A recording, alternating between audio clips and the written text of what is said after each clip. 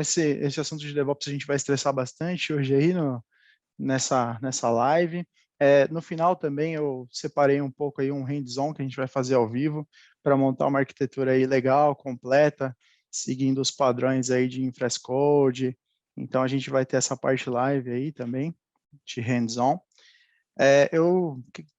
As dúvidas que vocês tiverem, gostaria que vocês guardassem aí, mandassem no chat, e assim que for possível aqui, eu vou lendo, o Nathan vai falando para a gente, mas lá no final, quando a gente fizer toda essa parte aí, eu respondo a todos, beleza? Seguindo aqui na apresentação, falando um pouco de mim, né? Eu trabalho hoje na Devires, sou arquiteto de soluções lá, tenho também cases como desenvolvedor, né?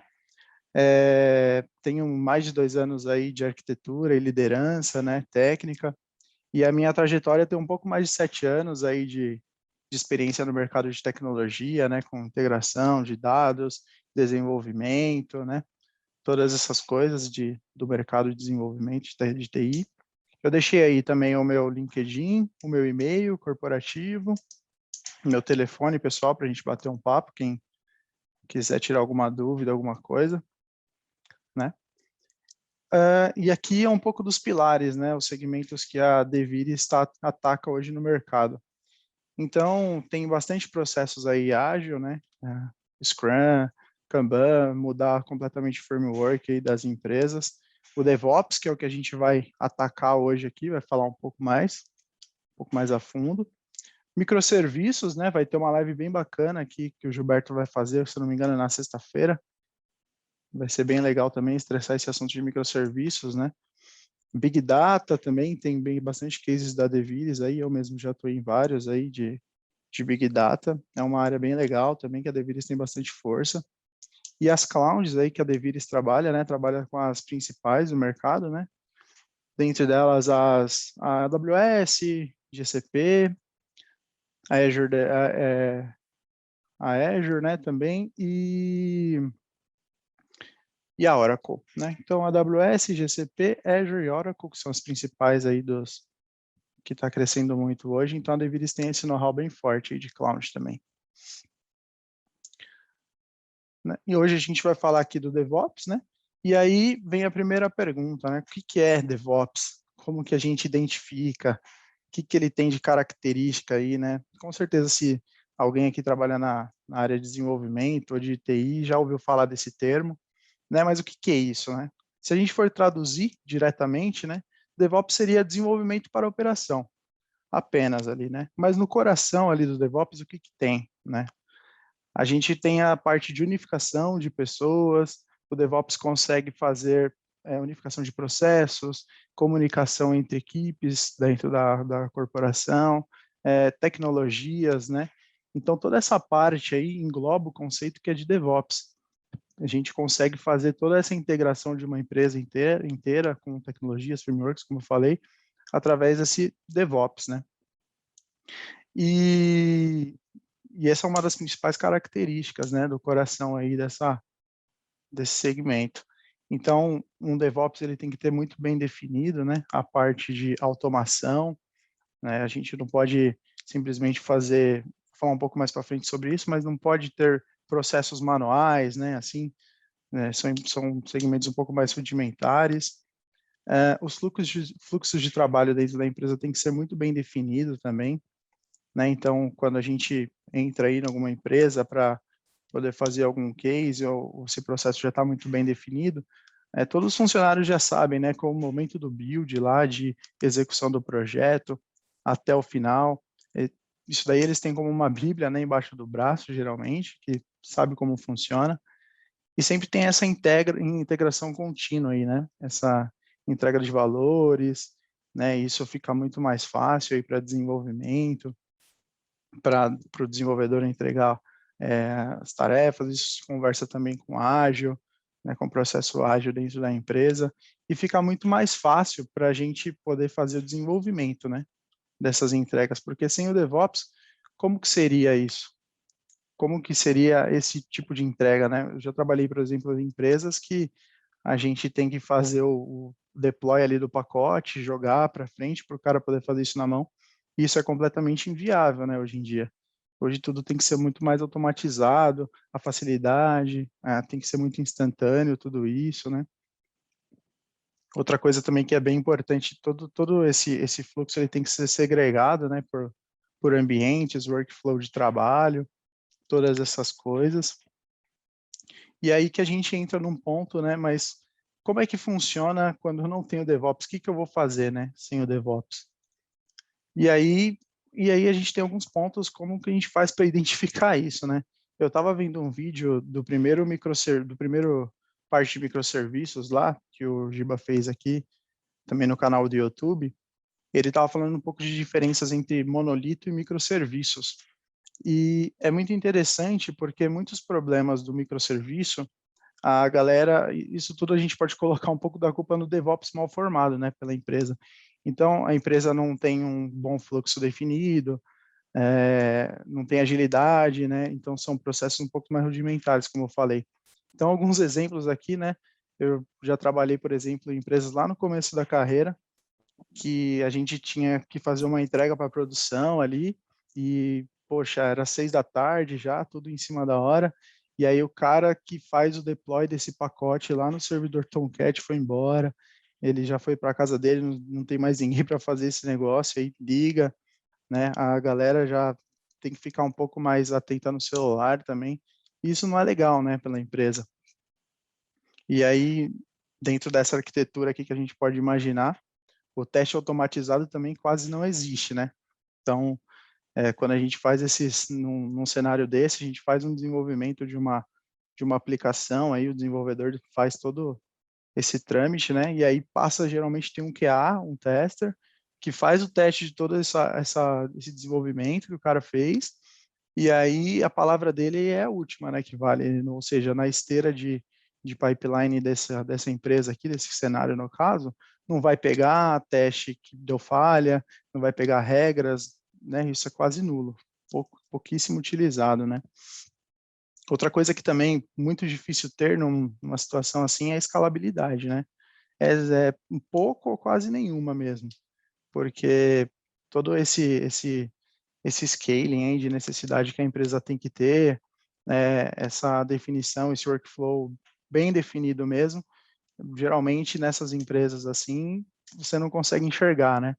E aí, naturalmente, a gente vê esses processos manuais, né? O cara tem que ficar ligado, o DevOps lá, o funcionário trabalha até mais tarde, então de madrugada teve um pico de requisições no servidor, aí ele tem que fazer alguma coisa para subir outro pod, outro servidor de aplicação, por exemplo.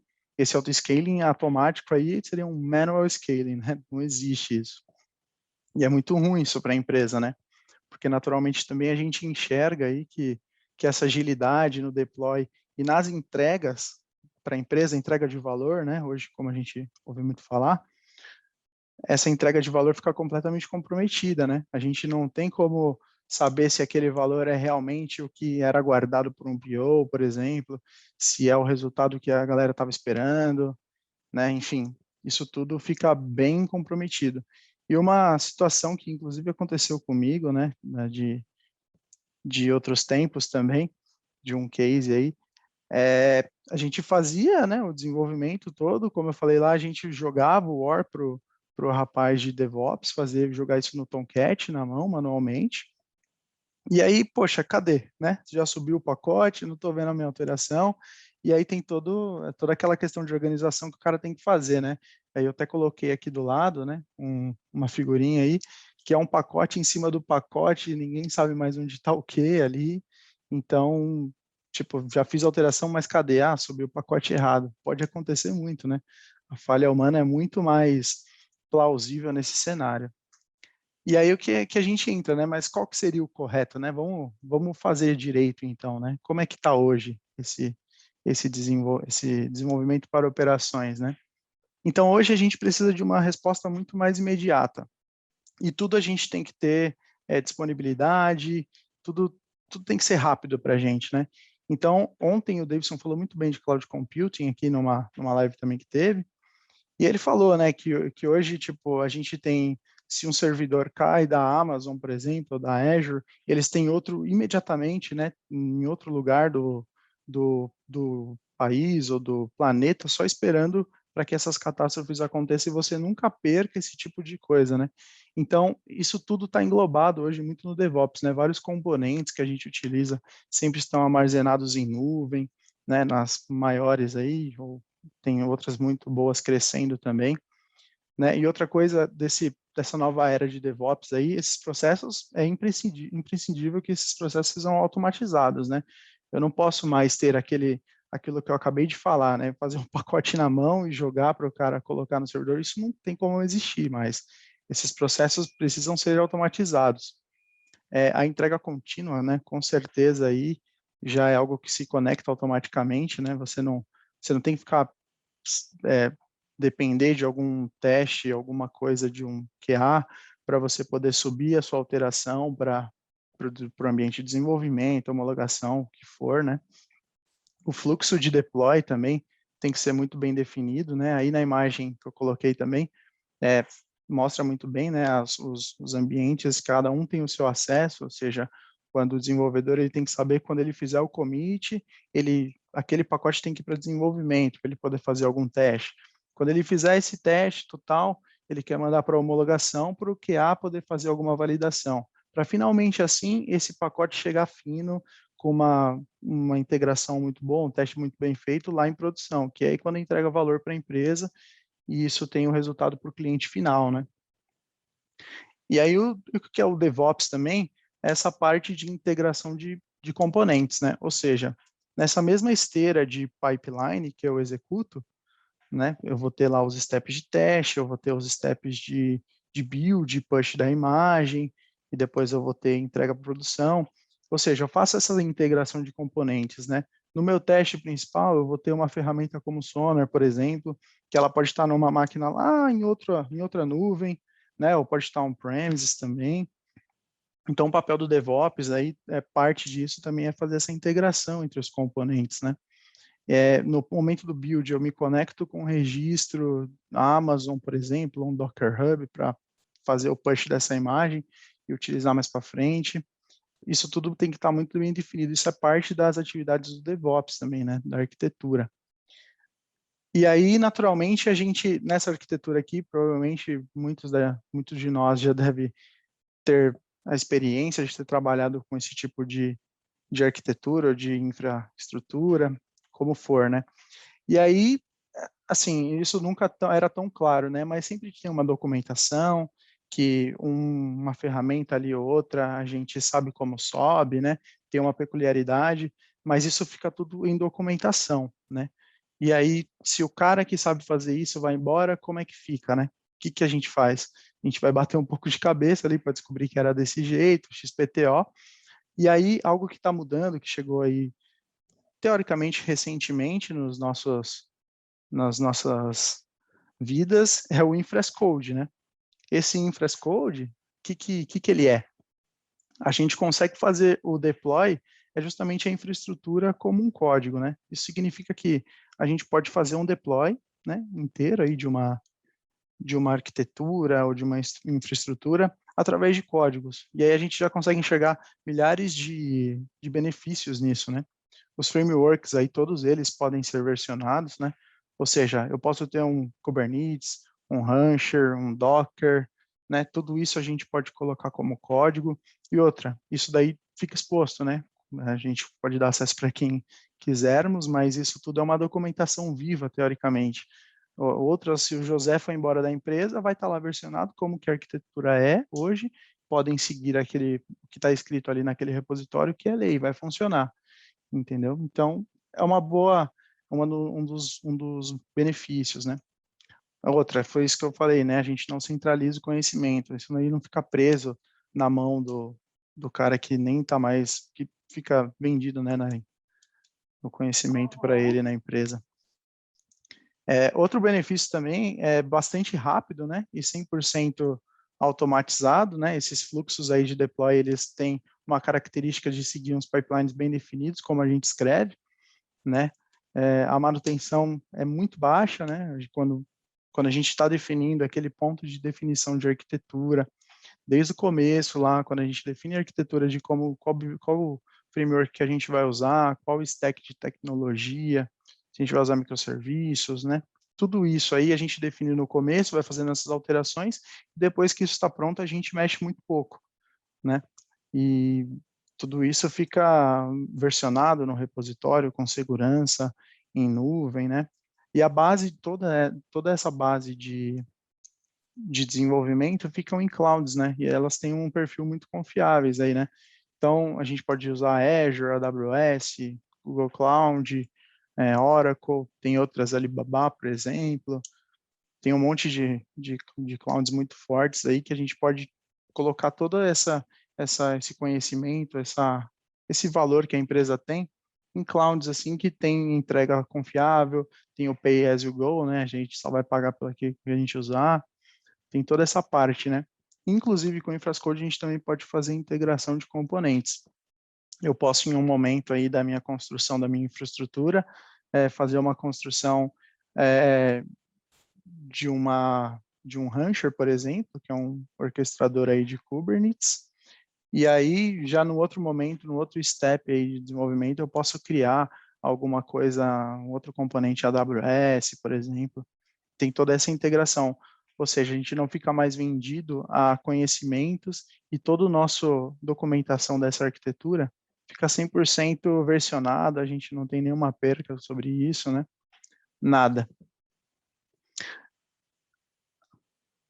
E aí, separando aqui, né, essa parte, falei aí sobre, sobre DevOps, né?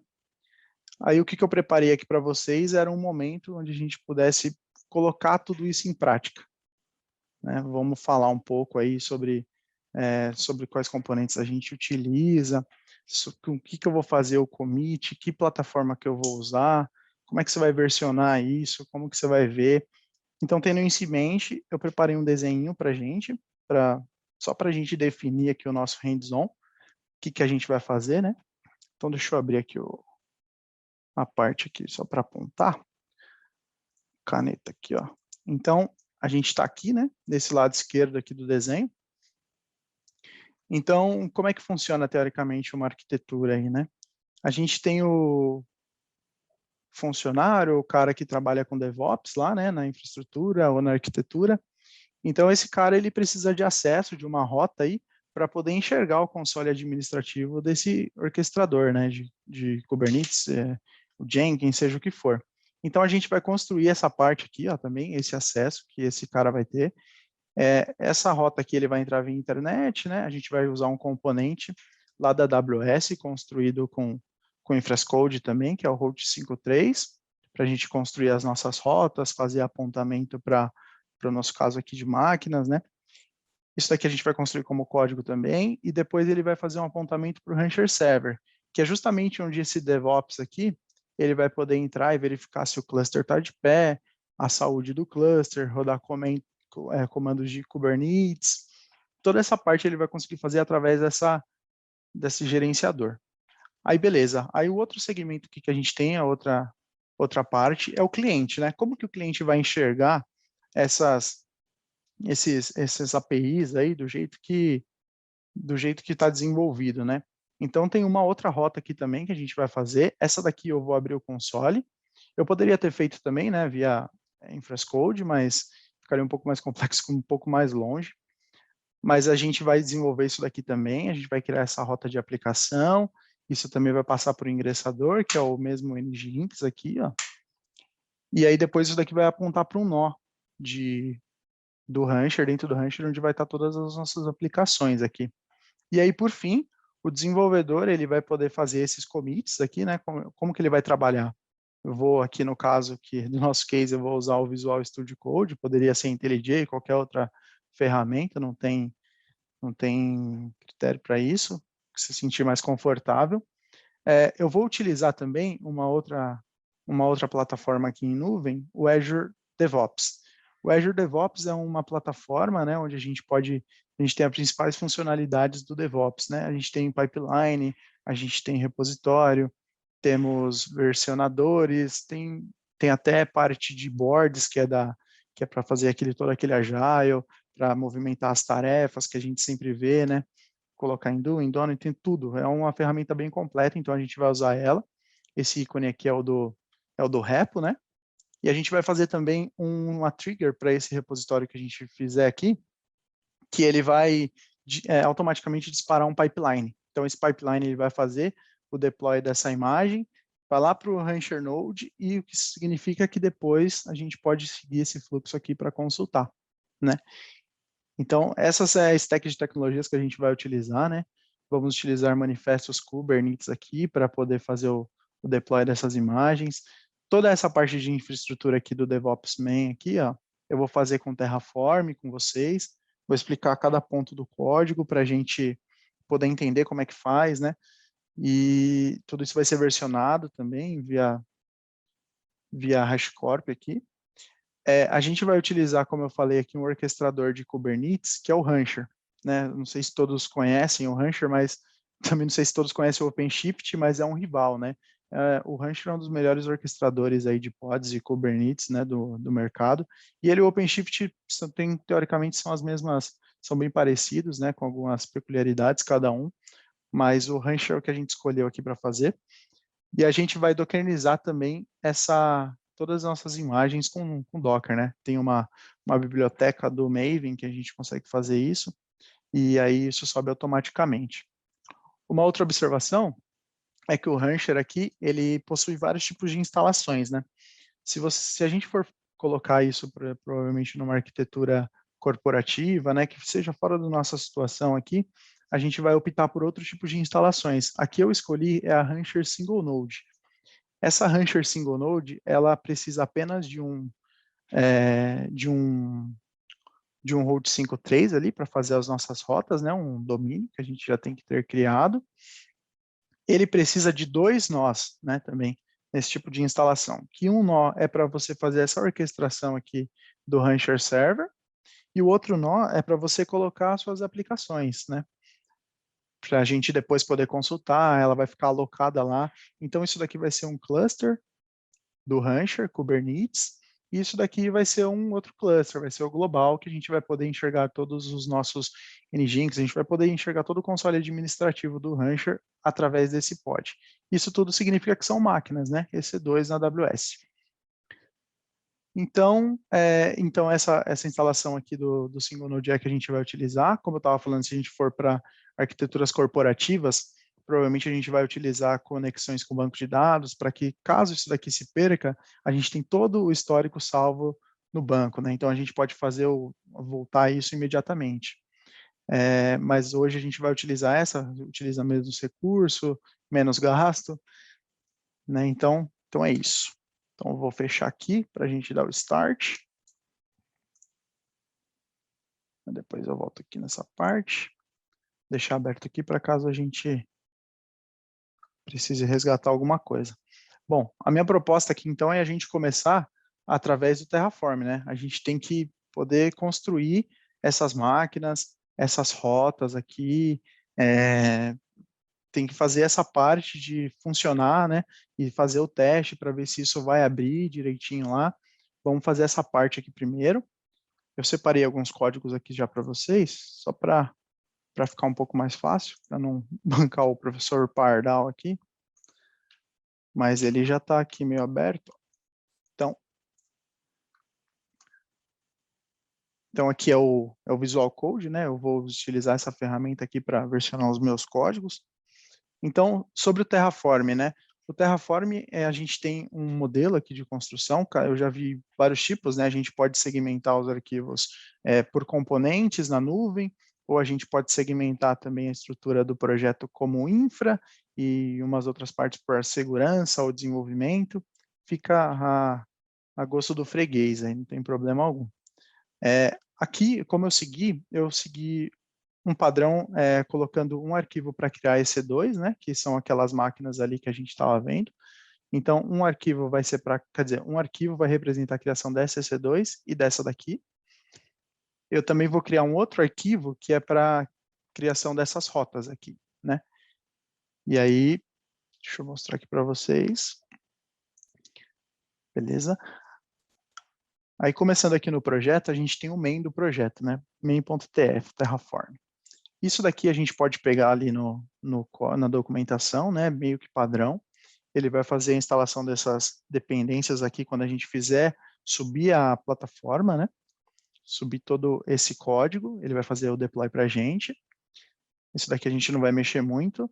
Aí, uma outra coisa aqui, que eu estava falando, era para a gente criar as EC2. Então, é esse outro arquivo aqui, ó, rancher-ec2.tf. Aí, aqui ele me pede algumas coisas, né? Aqui, eu estou falando para ele que eu quero construir uma AWS instância e eu quero dar o nome dela de Rancher K3S Server. Beleza. A AMI dela vai me falar qual que é o modelo da máquina que eu quero criar. Por uma boa prática aqui no Terraform, eu não colocaria, né, isso daqui, definiria o nome aqui, eu faço de uma forma diferente. Eu atribuo uma parte das variáveis aqui dentro do projeto que eu possa referenciar esses nomes. Ou seja, o Rancher AMI, se eu for usar, por exemplo, Ubuntu, alguma coisa, um outro código se eu for usar em outras partes do projeto, eu não preciso escrever de novo, né? Eu só aponto a variável aqui, como aconteceu aqui embaixo. Então, para eu referenciar essas variáveis, eu escrevo o local e o nome da variável. Onde está essa variável? Aqui dentro do nosso projeto, em variables aqui, ó, .tf.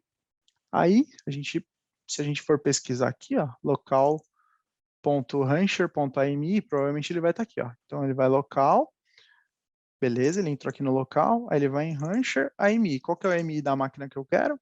Essa daqui. Até coloquei um comentário, que é um Ubuntu Server 18, né? Com SSD ali, beleza? Então, essa é a referência que ele vai pegar ali no código.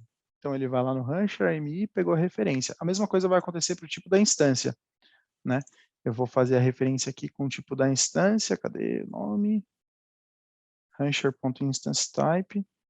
Eu vou instanciar aqui um shape de uma VM T2.medium. Essa T2 aqui, ela é o suficiente para o nosso teste, né? Vai dar tranquilo para a gente colocar pod, para subir a aplicação e atende os requisitos mínimos da própria Rancher na doc. Aí tem o keyname aqui também, que esse keyname a gente se conecta com ele, né? Quando a gente for fazer um SSH nessa máquina, a gente precisa informar uma chave, né?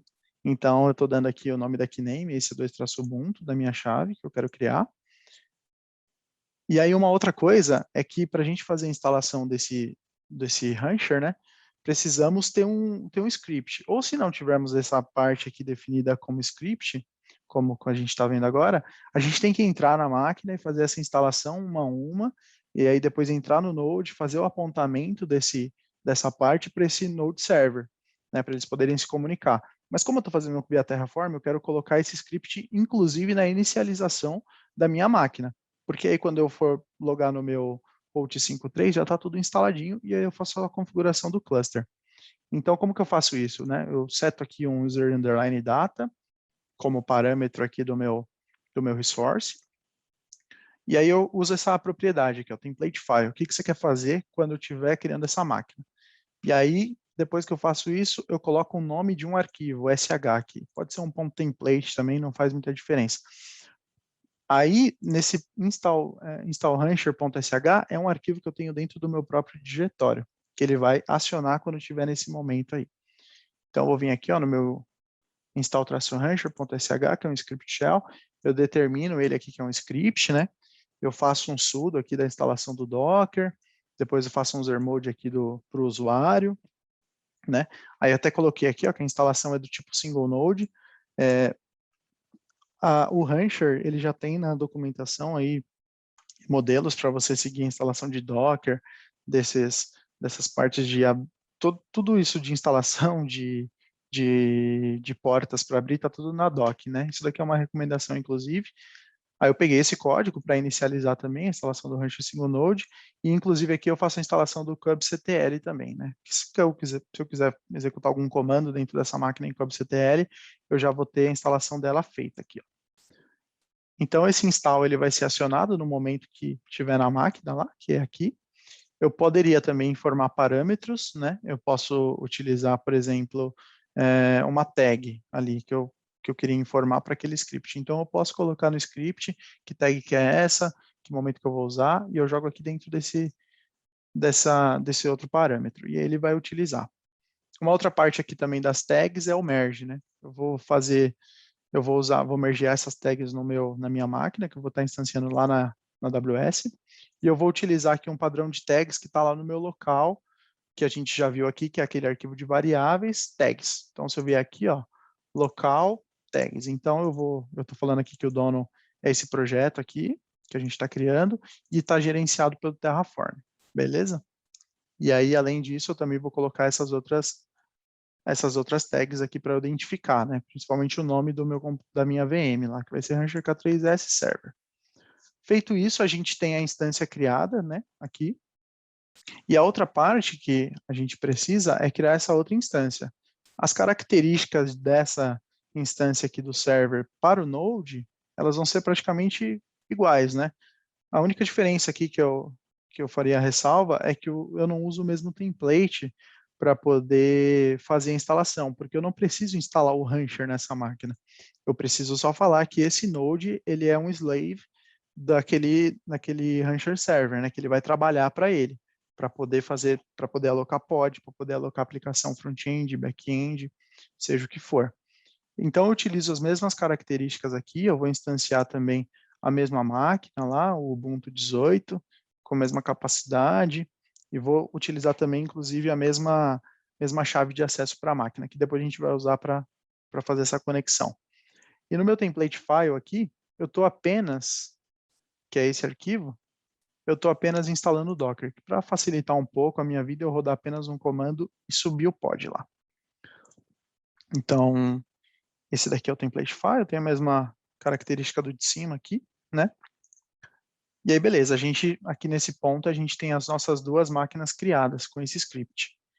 Então, via Scode aqui, eu consigo fazer essas duas partes aqui da minha arquitetura, né? Inclusive fazer a instalação do Rancher. Tudo isso como código, né? E uma das características é que depois eu vou demonstrar para vocês, eu posso destruir toda a minha arquitetura e depois recriar novamente. Isso é muito bacana. Beleza? E aí a próxima parte que eu vou fazer aqui agora é criar essas rotas.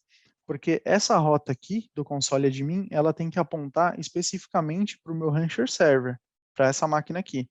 Porque nessa máquina é onde o DevOps Man aqui vai fazer todas as consultas em pods, todas essas coisas. Então esse é o nosso próximo step aqui. Criar essa rota aqui para apontar para esse Rancher Server. Aí aqui, como eu falei para vocês, eu separei todos esses arquivos, né?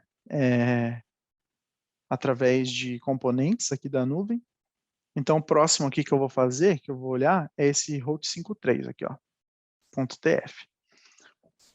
Beleza? Esse route 53, eu crio aqui um componente, né, AWS route 53 record, que vai ser um registro lá dentro do meu componente AWS.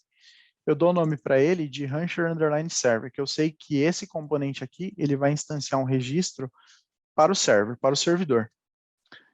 E aí, aqui dentro eu vou fazer o seguinte, eu vou falar qual que é a minha zona que ele vai estar, a default zone lá da hospedada. Esse var ponto é uma variável também lá dentro daquele arquivo que a gente acabou de ver, variables aqui. Então, se a gente vier aqui, ó, fui no errado, route 53, se a gente vier aqui nesse arquivo variable default hosted zone ID, a gente vai ver que ele está lá declarado com valor. Vamos ver aqui, ó. Perfeito, ó. Eu tenho a variável aqui, ó, default hosted zone ID, eu tenho a descrição aqui dele, eu tenho o tipo aqui dele também, e eu tenho a minha zona aqui, que eu vou colocar essa rota, né, que eu vou criar. Então, aqui eu faço isso, aqui o nome do meu registro vai ser, obviamente, aí, como que eu quero acessar ele, por exemplo, semanajornadadigital.com.br. Aí eu coloquei o nome aqui também em variável para eu poder reutilizar se for necessário. Então tá aqui em local, Rancher DNS prefixo. Então o prefixo dele vai ser Rancher DNS prefixo, ele vai iniciar com esse prefixo, Rancher-STG. E aí depois disso, tá fechando aqui. E aí depois disso, desse STG, eu uso o local.domain, que vai ser esse aqui, ó, local.domain, que vai ser, esse é o nome do meu host que eu tenho lá cadastrado na AWS, que a gente vai usar aqui. Então, beleza, ele também pede um tipo aqui, que é o que é padrão para apontamento de IP, o TTL, que é o tempo ali de timeout, né, que ele vai dar, 300 ali no caso. E aqui ele me pede qual que é o recorde, né? Esse recorde, no caso, é o IP da máquina que eu quero fazer o apontamento. E aí eu falo para ele aqui, ó, que eu quero fazer o apontamento para AWS, uma instância da AWS. Qual instância da AWS? Rancher K3S Server, que foi que a gente criou lá no outro arquivo. E o que, que você quer pegar dessa Rancher K3S Server? O IP público, né? Então, se voltarmos aqui, ó, no Rancher K3S Server, é exatamente o nome que eu estou dando para ele. Eu não preciso declarar esse IP público aqui, nesse meio desse resource, ele vai saber que ele vai pegar o IP daqui, tá? Então, ele pegou o IP público daqui, eu faço a mesma configuração, parecida, para a máquina Node, porque quando eu bater aqui nesse host, eu quero que ele faça o apontamento para a máquina do Node e não do server, né? Aí a única diferença, o ZoneID é igual, só isso daqui que eu vou mudar, né? Ó, que é o name, que é o Rancher DNS Wildcard, que é o aqui de baixo. Então, todas as minhas aplicações eu vou acessar através desse link. Então, desse link aqui, eu vou conseguir fazer o acesso delas, tá? Então, beleza, deixa eu voltar aqui no host. E a última mudança aqui, né, que ele pede o registro para qual você quer apontar. Aí, diferente do Rancher Server aqui, eu vou fazer o apontamento para o Rancher Node, porque é lá onde vai estar todas as minhas aplicações que eu vou fazer o deploy, né? Public IP, vou pegar o public IP dela, e aí beleza, eu já tenho essa parte aqui criada, né? Esses dois caras aqui, eles estão criados já, tá legalzinho. Aí uma outra característica que a gente tem na EC2 é que a gente tem que declarar o Security Group, né? O grupo de segurança. O que isso significa? Que eu tenho que falar qual porta de cada EC2 que eu vou abrir, qual porta que você vai permitir o inbound, qual que você vai permitir o outbound dessa porta. Tudo isso eu vou ter que falar para ele. E aí aqui também a gente tem uma área que a gente faz essa definição dessas variáveis. Eu criei aqui, ó, Rancher Line SG, Security Group. Vou clicar nela aqui. E aqui, vocês podem perceber que é parecido, né? Também é um recurso. Eu uso o padrão aqui, que é o AWS Security Group. É uma segurança global, e embaixo dela vão ter outras regras, né? De abertura de porta, entrada, saída, de requests. Então, é a partir dela aqui que eu vou criar, né? Então, e essas sub-regras aqui embaixo estão definidas, né? Eu consigo colocar as regras aqui de cada uma e eu falo que essa regra ela pertence ao AWS Security Group, que é inclusive o que eu estou utilizando lá nas instâncias. E aí, todas essas configurações aqui, elas são as recomendações pela Rancher mesmo, né? Porque os pods, eles precisam de comunicações externas, ou seja, a gente vai entrar através desse pod de alguma forma, tem que estar liberada alguma porta. E os pods, eles precisam de comunicações internas entre eles, então as portas têm que estar liberadas, né? Então todas essas configurações aqui, elas são padrões, né? Eu já tinha testado antes em outros cases aí, funciona muito bem. E, então beleza, a gente já tem essa configuração aqui de Security Group para essas EC2 também, então tá tudo certinho. Mais para frente, daqui a pouco a gente vai entrar nesse Azure DevOps para a gente ver como é que funciona e fazer um commit para startar esses pipelines. Mas aí agora vamos dar o start aqui, né? Eu não tenho essa arquitetura criada ainda, né? Uma das características aí do Terraform é que eu consiga destruir uma arquitetura completamente e segundos depois eu possa criar ela novamente, né? Toda essa arquitetura. Antigamente isso era impossível, né? Se acontecesse alguma coisa, tinha que chamar outra pessoa para arrumar, e hoje isso é muito bem definido. Tudo tem que estar muito bem documentado, tem que estar funcionando. Então eu vou iniciar ela aqui, ó. Eu vou dar um Ctrl J aqui para abrir o meu console administrativo.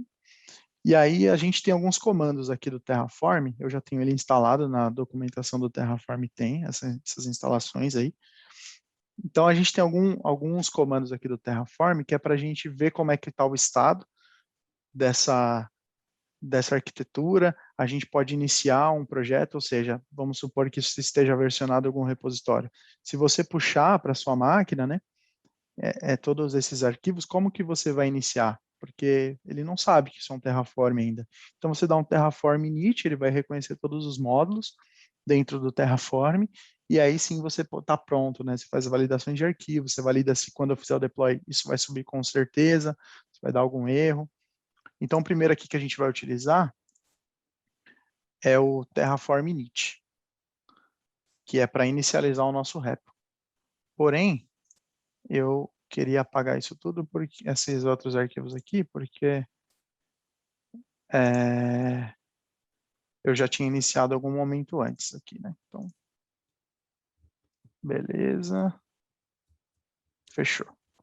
Esse state aqui também eu pago, que é o estado dela. Apago também. Deixa eu ver se eu consigo apagar isso aqui. Delete. Deixa eu ver se está certo. Certo. Beleza. Então, eu só fiquei aqui com os meus arquivos principais, né? Vamos supor que eu acabei de fazer o pull dessa arquitetura em Terraform aqui completa. Acabei de fazer, né? Não sei o que está acontecendo. Então, eu vou dar um Terraform init aqui, porque o meu intuito agora é criar toda essa arquitetura que a gente definiu. E aí ele vai falar aqui no console para a gente o que ele está fazendo, né? Então, aquele main lá, aquele principal, ele está fazendo download aqui desses provedores para poder fazer todas essas conexões. Ele faz o set aqui desse provider, que é a AWS, todos os recursos que a gente vai utilizar é da AWS. E uma outra coisa, né, que esqueci de comentar, como é que ele vai fazer o deploy desses componentes lá na minha nuvem? Na AWS, a gente tem o AWS CLI, que a gente configura isso como variáveis aqui do computador, e a gente define os códigos, né, da AWS do usuário que vai fazer a execução. Então, lá eu coloco o meu Secret ID, o Secret Key ID, se eu não me engano, acho que esse é o nome, aqui no computador, e ele sabe para onde que ele vai direcionar todos esses componentes. Então, eu defini minha região aqui, ela já estava definida nesses arquivos que eu falei, mas beleza, não tem problema. Então, eu fiz o init aqui do meu projeto, ele fala que está com sucesso, foi criado beleza aqui. E o meu próximo comando aqui, eu vou fazer um Terraform FMT, que significa format, né? Esse comando ele vai entrar em todos os arquivos aqui Terraform e vai verificar se tem alguma anomalia. Deixa eu ver se tem, não tem. Mas, tipo, ó, aqui nesse provider, por exemplo, se eu desse um tab aqui para frente, ó, e eu desse um Terraform format, provavelmente ele vai mexer ali em cima. Então, ó lá. Então ele arruma. Terraform format faz o ajuste de todas a indentação aí. Aí o próximo comando que eu vou executar agora é o Terraform validate.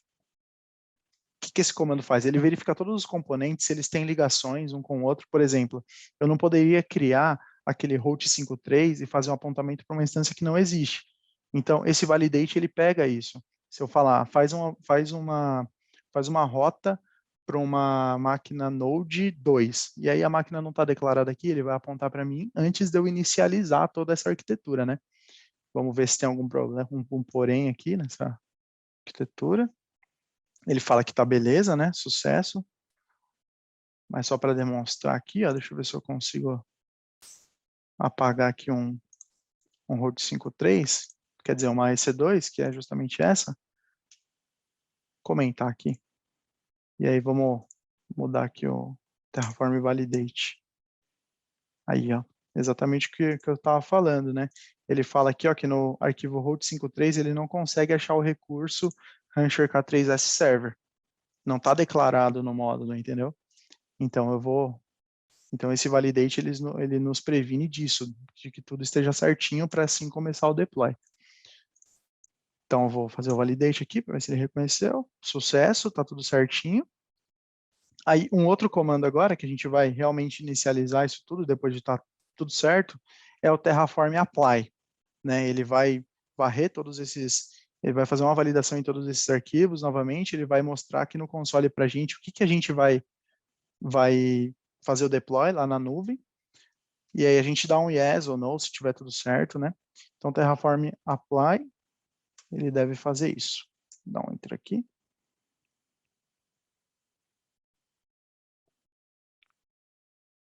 Então, ele corre aqui para cima em todos esses recursos group roles, né? tem recursos aqui, Security Group ainda, mas ó, tem recurso de tag, tem metadado, tem AWS Instance aqui, ó, o server. Então ele fala tudo o que ele vai fazer, né, antes da gente de fato fazer isso. Aí eu dou um yes aqui para inicializar esse deploy. Aí ele se conecta através aqui das minhas credenciais que estão no computador, e vai lá para a nuvem e começa a fazer o deploy de todas esses componentes. Não costuma demorar muito.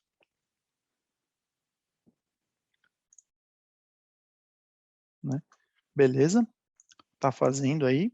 Enquanto isso, eu vou mostrar aqui para vocês aquela outra parte do nosso desenho aqui, que é justamente essa daqui, né? Por onde que a gente vai entrar para poder fazer esses commits, como que a gente se conecta.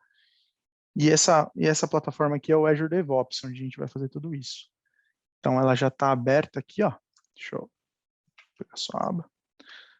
Então, ela está aberta aqui já, ó, esse Azure DevOps. Então, aqui, olhando aqui de uma forma superficial, né? A gente tem o overview, que é a wiki do projeto.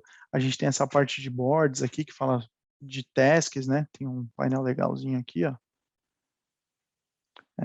Não é aqui, é boards. Tem um painelzinho aqui que a gente pode arrastar as tarefas. É que aqui não tem nada, você vai ter esse épico. Mas aqui tem essa parte também. Os repositórios não deixa nada a desejar em nenhum outro, né? O repositório tem as principais funcionalidades. Aqui, então, também a gente tem os pipelines, né? Que a gente já executou. Esses daqui são pipelines de testes que eu estava rodando, todos esses. E o mais legal é que essa plataforma, ela é gratuita até um certo nível, né? De utilização. Então, a gente consegue aí fazer uso dela até 5 usuários, se eu não me engano, fazer deploy em pipelines. Tem que olhar a documentação direitinho, mas as principais funcionalidades ela é gratuita até um certo nível. Então, se quiser estudar DevOps, fazer deploys, essa ferramenta é bem legal para poder fazer esse tipo de coisa, né? Então, é lá que a gente vai fazer todo o nosso desenvolvimento dessa parte aqui, ó. Voltar aqui no Visual Code para ver se ele criou. Então, beleza, ó, ele fala aqui para mim que está criando, aí depois embaixo ele fala que creation complete, de vários componentes, instâncias, rota, security group, e aqui beleza, ó, dá um apply complete, fala quantos de recursos que eu adicionei, né, contando tanto o security group, né, a instância, tudo isso. Eu não mudei nenhum e não destruí nenhum também, então tá perfeito, é isso que a gente vai utilizar. E aí, se a gente entrar aqui no console AWS, né, que foi lá que essa nuvem que eu utilizei para fazer o deploy de todos os meus componentes, eu posso entrar aqui, o primeiro cara que eu vou ver é EC2. Vamos ver se EC2 está lá. Então, ó, beleza, exatamente com o nome que eu dei, ó, Rancher K3S, Node e o server aqui. Né? Ele tem o T2 Medium, conforme eu passei para ele lá nos critérios, o availability zone dele ficou na F, tem o público IP aqui, que ele colocou, e aí próxima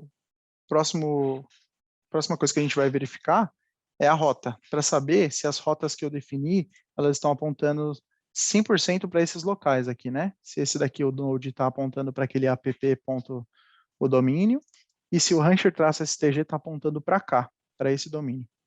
Então, eu vou vir aqui ó, no Route 53. Beleza, abri outra aba aqui também.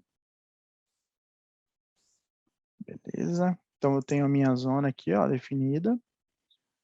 O meu domínio e os meus registros, né? Então, aqui eu tenho app.projectsys.com, que, conforme eu falei lá para vocês lá atrás, esse app aqui vai entrar todas as minhas aplicações, né? Então, quando eu digitar isso daqui no browser, eu vou barra alguma coisa, então eu vou entrar na aplicação.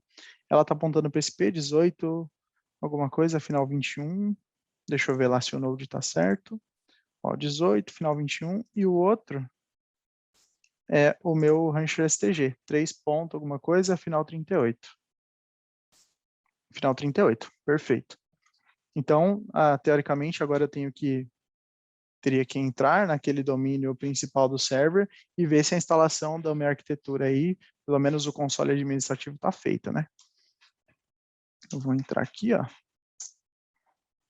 Beleza, eu sei que já funcionou. Então, eu tenho essa parte, não tenho certificado, a gente não fez instalação de certificado, mas é possível, né? Obviamente. Então, vou dar uma avançada aqui, ó, ir para Rancher. Ele vai fazer as configurações iniciais aí, ó. Dá um Welcome to Rancher, beleza. E aqui o primeiro acesso eu defino uma senha. Eu não precisaria definir essa senha se eu colocasse no Terraform, né? Lá não é necessário. Se eu colocasse na inicialização desse construtor aqui todo, de toda a criação dessa arquitetura, eu não precisaria colocá-la aqui novamente. Mas beleza, sem problemas. Aqui é o URL que ele vai acessar, ele já reconhece onde ele está. E pronto, as configurações estão criadas, né? Então esse aqui é o meu cluster principal, global, e aqui onde ficam as configurações de sistema, né? Toda essa parte aqui de nós, eu consigo enxergar aqui o meu cluster name, o que tem, né? Tá tudo certinho aqui. Porém, eu não tenho nenhum cluster ainda criado, né? E aí, esse é o próximo passo nosso. Eu vou adicionar aqui um cluster, eu vou fazer a importação desse cluster aqui de máquinas que eu já possuo, e eu vou chamar de infra. Esse cara aqui.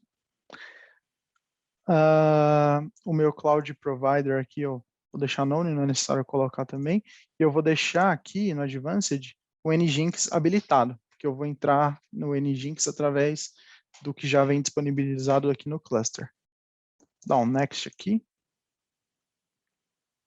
Eu vou marcar essas roles aqui de permissão e de função para o meu nó, que esse comando eu vou executar naquela minha máquina, essa máquina aqui, esse Rancher Node, para ele poder saber que ele está trabalhando para essa máquina de cima, né? Para saber que aqui é um escravo daqui, é um slave, né? Como é que eu vou fazer isso? Eu vou voltar aqui na EC2, eu vou pegar o IP aqui do Node, vou copiar, eu vou abrir aqui um MOBA aqui mesmo, que é um editor aqui de conexões, vou colocar aqui o meu remote host, eu sei que ele está utilizando já a minha chave, aquela que eu defini, né, lá no Terraform, vou dar um start aqui. Ele usa a minha chave aqui, que eu coloquei, beleza, já estou dentro daquela máquina.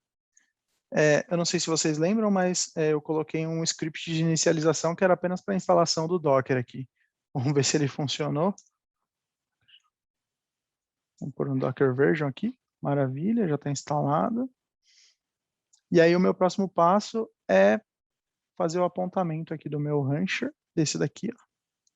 Copiar essa URL de conexão para dentro do meu nó. Colei aqui, dá um Enter. Ele vai começar a fazer o download da imagem Rancher Client, vai baixar, vai inicializar essa imagem Docker, e beleza, subiu. Se a gente voltar lá no Rancher, provavelmente ele vai ter um nó reconhecido. Aqui, ó. Um nó registrado, né? Reconheceu aqui. Beleza, cliquei em Done ali, aí ele vai fazer várias validações aqui na minha máquina, que significa exatamente aquelas portas que a gente abriu, né? Então ele vai bater na porta 443, 80, tudo para saber o status de todos os pods, ele vai vai puxar imagens do Kubernetes aí pré-definida, já que precisa para subir esse pod, todas essas coisas que ele vai fazer. Isso aqui eu já não vou precisar mais, porque ele já reconheceu. Deixa eu ver se eu consigo entrar aqui no meu nó. Então, ó, ele fica registrando o Kubernetes, ele tem todas as roles, né? Tem várias funcionalidades aqui. Enquanto ele registra essa parte, eu vou abrir um outro repo aqui para a gente fazer um commit e startar esse pipeline, né? Então, vou voltar aqui, ó, nessa tela. Voltar não, né? É uma nova tela, é um novo Visual Code, onde está versionado aqui um projetinho que eu coloquei, né? Então, uma das características ali do Azure DevOps que a gente possui é o pipeline as code também. Ou seja, a gente consegue fazer que um pipeline ele se comporte da forma que nós quisermos, apenas definindo procedimentos dentro do pipeline, né? Dentro do código YAML ali que a gente criou. Então, eu tenho esse projeto aqui, ó, Spring Hello Jornada Digital. É um projeto Java, Spring Boot, com build com Gradle, né? Então, esse cara aqui, ele possui os manifestos Kubernetes, que é exatamente o que ele vai fazer quando a imagem estiver lá dentro do Rancher. Outra coisa aqui que ele vai fazer também, quando ele estiver dentro do pipeline, ele vai fazer essas características aqui, ó. Trigger, branches, includes. Então, a trigger dele está ligada diretamente ao main, master e branch releases, terminadas em qualquer coisa. O repositório, ele utiliza o mesmo aqui, né? Ele tem que acionar os repositórios, então é o mesmo. E um outro repositório aqui que ele utiliza é o de pipelines que eu criei, justamente para a gente poder fazer o apontamento e não ficar replicando esses códigos em todos os projetos que a gente for utilizar, né? E aqui embaixo eu falo de onde que ele pega, ó. Você vai pegar esse arquivo aqui, ó, microservices gradle.yaml, e esse daqui vai ser o seu repo, né? E aí, sabendo disso, ele faz exatamente, ele vai lá no repo, pipelines jornada digital, e ele acha o arquivo, microservices-gradle. E aí, nesse arquivo aqui, ele tem características de como a gente quer que ele se comporte, né? Então, ele tem estágios de build, aqui ele faz o login no Docker Hub, que é onde a gente vai jogar a nossa imagem, ele faz o build aqui do Gradle, ele faz o parse, pega vários valores dentro do Gradle para a gente poder utilizar na construção da imagem, faz o tagueamento da tag, do tagueamento da imagem Docker aqui, faz as informações metadatas nessa parte. Finalmente, ele faz o push dessa imagem lá para o Docker Registry, né? Para quando essa imagem chegar no Rancher, a gente possa saber de onde que a gente vai puxar ela, né? Então, essa parte aqui que faz o push. E aí tem outras partes de manifestos aqui, preparo manifestos para o Kubernetes, que os manifestos, eles são construídos a partir de todo aquele arquivo Kubernetes ali, né? E aí, por fim, tem um outro estágio que é Deployed Cluster aqui. Nesse Deployed Cluster, eu vou fazer a conexão desse cluster, eu vou criar a conexão desse cluster, para ele poder saber para onde que ele vai jogar essa imagem para poder criar assim o pod e as outras conexões, né? Então esse aqui é um perfil de um pipeline as code. Ele tem procedimentos aqui que a gente define que a gente quer que ele siga no decorrer do deploy. Deixa eu ver se concluiu lá a parte do Rancher. Então beleza, ó, pode estar ativo. Então beleza, aqui deixa eu ver. Está ativo, ó, pode estar ativo o nosso nome aqui que eu defini. Aí, se a gente clica aqui, ó, a gente fala o tanto de CPU que ele tem, ó, 0.4 de 2 reservados a CPU, que é justamente as características que a máquina lá da AWS possui, né? Memória RAM aqui ele está utilizando 0.1 de 3.7. Ele já pega alguns pods aqui, ó, 9 pods que ele pegou, que é padrão, que ele já define para inicialização aí de todas essas partes, né? Então, a gente tem uma cotinha para usar aqui. Maravilha. Ele já está de pé. Uma outra configuração que eu tenho que fazer, eu vou apertar aqui nesse kubeconfig file e vou criar a conexão através desse arquivo do Rancher para o Azure DevOps, que é para, no momento do pipeline, ele entender para onde que ele vai. Então, copiei aqui, vou fechar, vou aqui no pipeline, no Azure DevOps, eu vou fazer uma conexão aqui, ó, Project Settings, eu vou aqui onde que está? Service Connections aqui. Aí eu vou fazer aqui um Cluster Rancher, vou editar ele, vou colar aqui o que eu acabei de copiar de lá. Ele já entende aqui, ó, o meu Cluster Context, e vou dar um Verify para ver se está beleza. Então, beleza, ele conseguiu se conectar, vou dar um Verify e Save. Então, a conexão está criada entre os dois, né? E aqui eu posso fazer várias coisas, eu poderia fazer o deploy, né? Aqui é onde vai chegar a nossa imagem para poder fazer a conexão. Aqui tem a namespace. Vou adicionar uma namespace, que é onde vai ficar criado aqui o nosso microserviço. Pronto, fiz aqui, criei a namespace. E agora o último passo que a gente vai fazer é justamente fazer um commit aqui para ver se esse pipeline vai startar lá, né? De acordo com aquelas regras que a gente colocou. Eu acho que, se eu não me engano, tem um controller aqui já, ó. Perfeito. Aí eu posso colocar aqui alguma coisa só para ele forçar um deploy. Posso pôr isso aqui. Beleza. Só para ele entender uma alteração e eu poder fazer o commit. Então tá certo, eu vou fazer o commit aqui. Hello, jornada digital. Commitar aqui na branch. Vou fazer o pull sync, que ele vai jogar a imagem automaticamente lá para o meu repositório na Azure. Feito isso, deixa eu olhar lá para ver se ele startou. Então eu venho aqui no projeto, pipelines, e beleza. Então ele já começou o meu build aqui, já está tudo certinho, já tem a namespace, já tem a conexão com o cluster, ele já está executando. Né? Então aqui são os builds anteriores, se eu clicar aqui mais a fundo, eu tenho o fluxo, né, desse pipeline aqui completo. Nosso caso aqui ele só vai ter dois, que é o build, push, e por fim o deploy para o cluster, né? Se eu clico aqui no build, eu consigo ver o que ele está fazendo de uma forma mais verbosa. Né? Então, todos aqueles passos que a gente definiu no application YAML, a gente consegue seguir eles aqui, né, de uma forma mais amigável. Agora, a gente pode ver que ele faz checkout aqui, tem o login no Docker Hub, agora ele está construindo a imagem, tem um parse project metadata, aquele tagueamento do Docker que a gente viu também, tem tudo isso, né?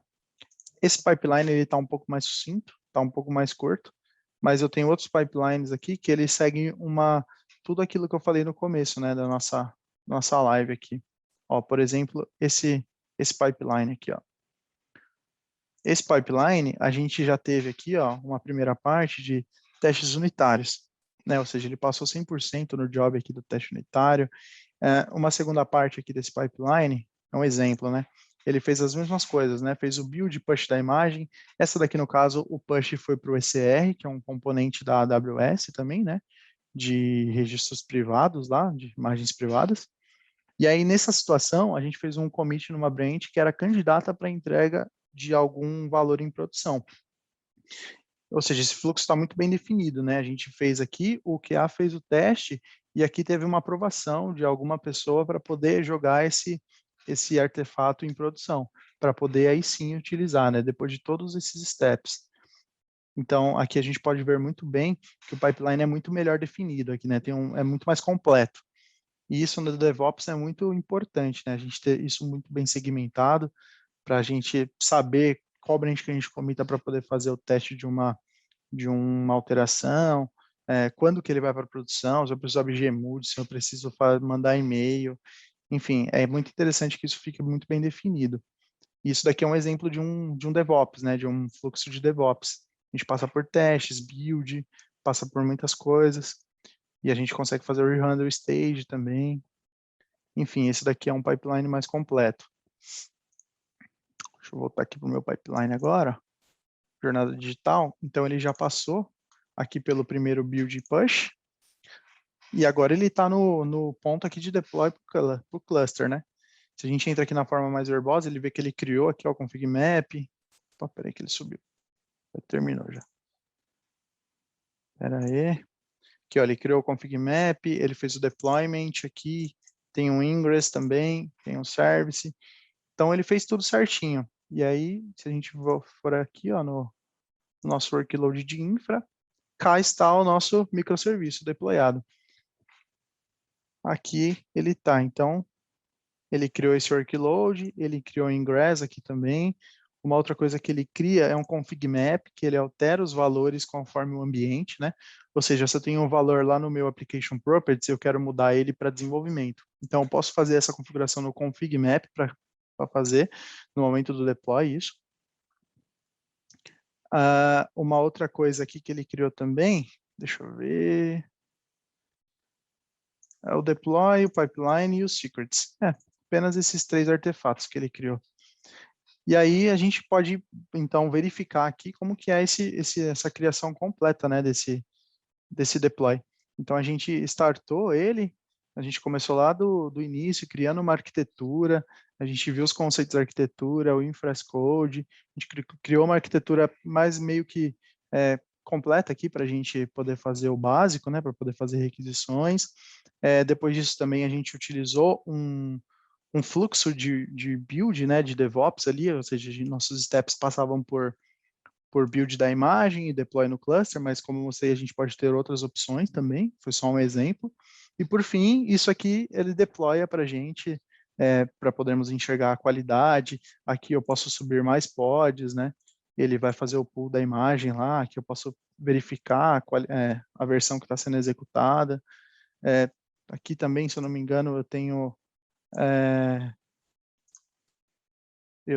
aqui, não é aqui, é aqui em global, ó, eu tenho meus catálogos, né? Eu consigo fazer aqui em apps também, ó, consigo dar um launch aqui e verificar o que ele já me traz aqui de catálogos, né? Então, eu tenho Nginx, eu tenho de security, eu tenho, deixa eu lembrar aqui, o Keycloak, se eu não me engano, não está aqui, mas eu posso adicionar outros catálogos que possuam, mas aí adicionando aqui veio o Redis, Data MariaDB, enfim, uma infinidade aqui de critérios, né?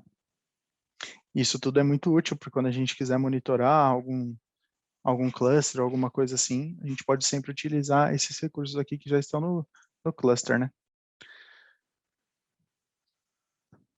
Deixa eu voltar aqui a nossa apresentação. Então, a gente seguiu aqui completamente, né, esse fluxo, fizemos aqui essa parte do DevOps aqui, entrando pelo Rancher, depois o client, né, que é o porta de acesso ali que ele tem, o developer seguindo todos esses fluxos aqui, a gente fez tudo isso com Infrastructure, Kubernetes, Docker, tudo de mais top aí de tecnologia que a gente encontra hoje no mercado. E é só aumentando um pouquinho das coisas aí, a gente consegue ter já conseguiríamos já subir essa arquitetura aqui do Rancher para criar sozinho esse cluster ou mais, né? Enfim, tem muitas opções aí, a gente pode fazer tudo como código.